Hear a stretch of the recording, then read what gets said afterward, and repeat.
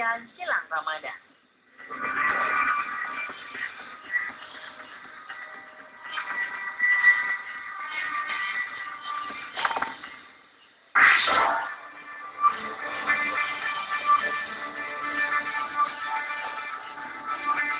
Yang pertama ada sirup palsu. Manisnya keuntungan dari penjualan sirup yang jauh lebih meningkat saat memasuki Ramadan hingga Lebaran ini dimanfaatkan oleh oknum-oknum tak bertanggung jawab. Salah satunya oknum pria pemalsu sirup di ibu kota bernama Usman. Tak hanya merek abal-abal, sirup yang merupakan salah satu produk bermerek yang biasa tersegel rapi juga dibuat versi palsu oleh oknum ini. Langkah pertama yang dilakukan pelaku adalah membeli botol-botol sirup bekas yang kondisinya masih bagus dan mereknya masih menempel dari seorang pengepul. Dengan bahan sederhana sudah dibeli dengan mudah di pasar-pasar tradisional seperti gula pasir dan tepung, pelaku juga memakai boraks dan pewarna tekstil ke dalam racikan. Untuk mengelabui konsumennya, limbah botol bekas yang sudah dimasukkan sirup palsu itu disegel dengan menggunakan lem. Sirup palsu buatan pelaku ini biasa dijual lebih murah dibanding dengan sirup asli. Dalam menawarkan sirup palsunya, oknum nakal ini mengatakan jika sirup yang dijualnya adalah barang reject dari pabrik. Meskipun sirup palsu mirip dengan yang asli, namun tetap ada yang membedakannya. Pertama, sirup palsu berbahaya tidak memiliki izin dari instansi terkait seperti BPOM dan Departemen Kesehatan. Kedua, sirup palsu memiliki warna yang tak biasa dan mencolok, bahkan cenderung keruh. Sedangkan sirup asli warnanya lebih bersih dan akan lebih lembut jika dicampur dengan air.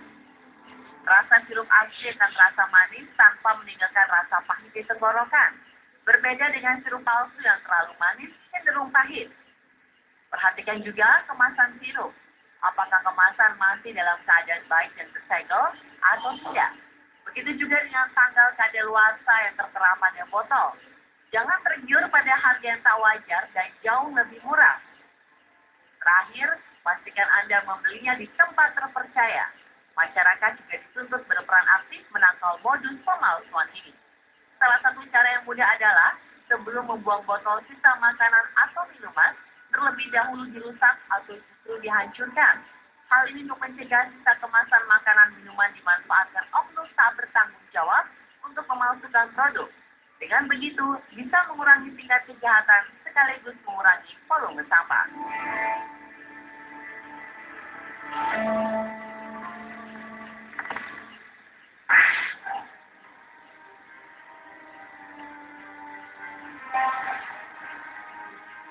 Berikutnya adalah gorengan. Meski bukan berupa makanan atau minuman manis, namun gorengan selalu menjadi salah satu menu berbuka puasa yang banyak dipilih oleh masyarakat. Mungkin Anda pernah mendengar gorengan mengandung bahan plastik. Ya, meski sudah mengetahui berbahaya, namun hingga saat ini masih banyak para oknum pedagang yang mencampur bahan gorengannya dengan minyak yang diberi plastik demi mendapatkan rasa yang renyah dan tidak mudah melempem. Tak perlu ongkos tambahan untuk aksi curang ini. Plastik bekas yang digunakan bisa berasal dari mana saja.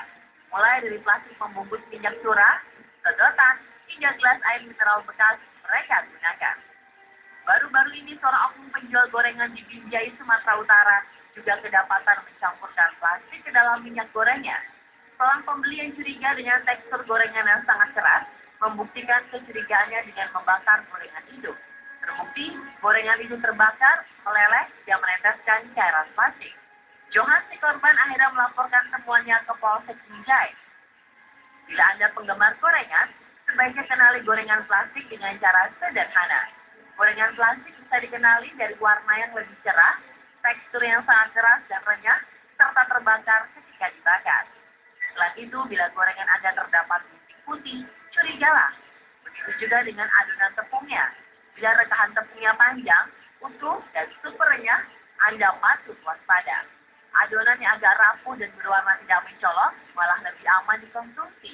Memilih untuk memasak sendiri gorengan Anda di rumah bisa jadi alternatif solusi yang tak hanya lebih sehat dan aman, tapi juga menghemat pengeluaran.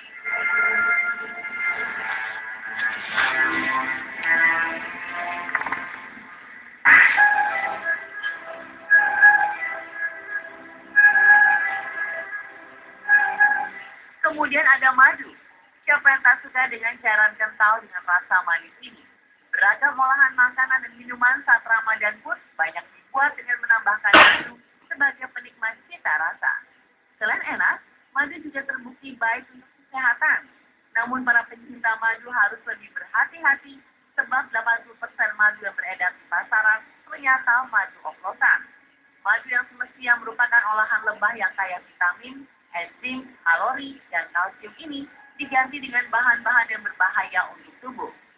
Secara garis besar, pemalsuan madu dapat dikategorikan dalam 3 cara. Madu palsu bisa dibuat dengan penambahan volume. Madu asli ditambah volumenya dengan madu palsu dengan cara mencampurkannya. Yang kedua, madu palsu bisa didapat dengan memalsukan mutu madu. Madu mutu rendah dengan kadar air yang tinggi diturunkan kadarnya dengan cara dipanaskan. Sedangkan yang terakhir merupakan pemalsuan murni, di mana madu didapat benar-benar murni dari racikan manusia. Di sebuah daerah di Jakarta Utara, bahkan diproduksi puluhan botol madu palsu per hari. Pelaku bisa dengan mudah mendapatkan bahan-bahan racikan madu palsu yang dibutuhkan di pasar-pasar tradisional. Kemudian mereka meracik sendiri bahan-bahan tersebut. Yang mengerikan, madu tersebut dioplos dengan boraks yang sangat berbahaya bila dikonsumsi tubuh. Ada beberapa cara yang bisa dilakukan untuk mengetahui apakah madu yang kita beli asli atau palsu. Pertama, dibakar di atas sendok. Madu asli akan berbuih, sementara madu palsu hanya timbul gelombang-gelombang kecil. Kedua, meneteskan madu pada koran. Madu asli tak akan terserap kertas karena kandungan air lebih kecil dari madu. Sementara madu palsu akan menyerap ke dalam kertas koran. Ketiga, dan yang paling manjur adalah melihat bentuk heksagonal yang muncul ketika madu dicampur dengan air. Metode ini dinilai bisa menjamin keaslian madu. Madu yang dituangkan ke piring kemudian dimasukkan ke air. Madu asli akan memunculkan bentuk heksagonal atau segi 6 mirip sarang lebah di dalam piring ketika piring dikocok secara perlahan. Membeli di tempat yang terpercaya memang jadi cara termudah menghindari bahaya madu palsu. Teliti sebelum membeli dan mengecek kembali menjadi cara yang mau tak mau kita tempuh untuk menjamin keaslian madu asli yang kita inginkan.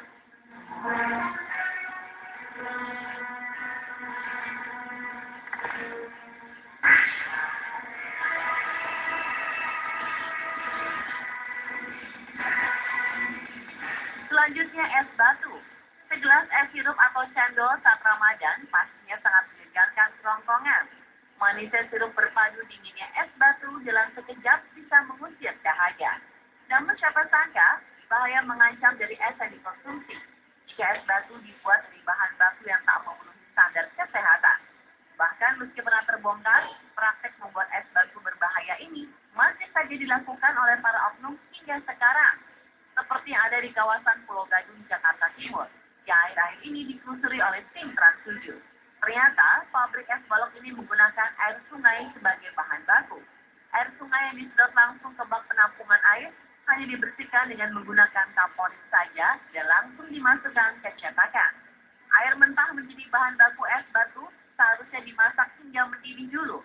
Namun yang mengejutkan, hampir di sebagian besar pabrik es batu, air mentah hanya dibekukan pada suhu minus 4 derajat Celcius.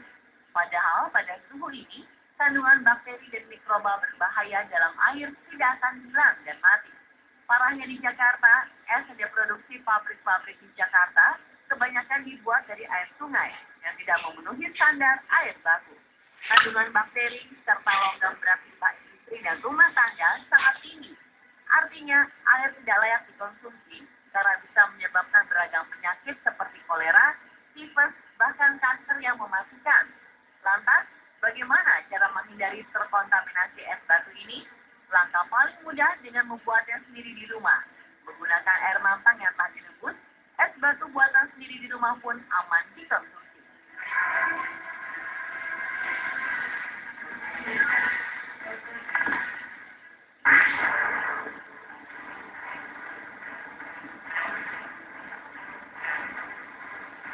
Dan yang terakhir ada makanan takjil berbahaya.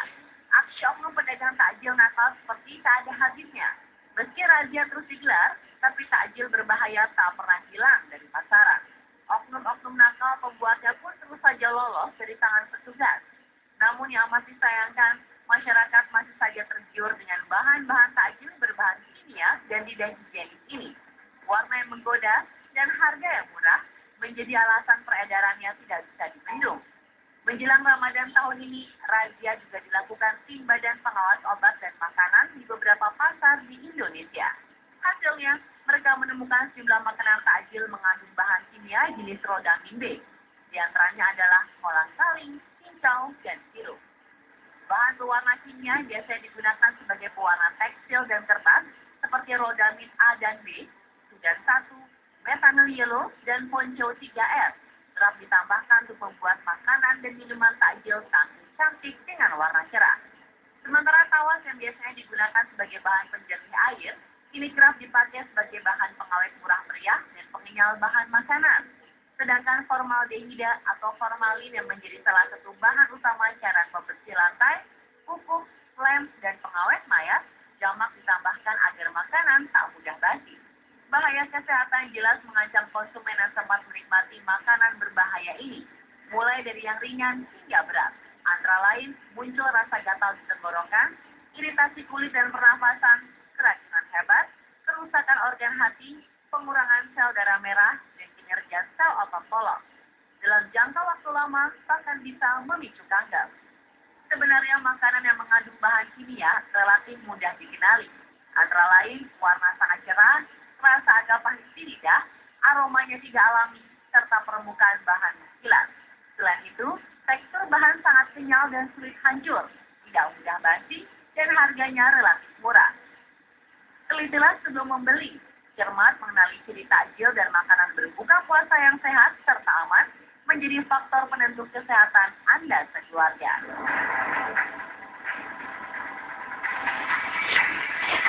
Dan pemirsa, itulah beberapa makanan berbahaya jelang Ramadan, Sension Sport.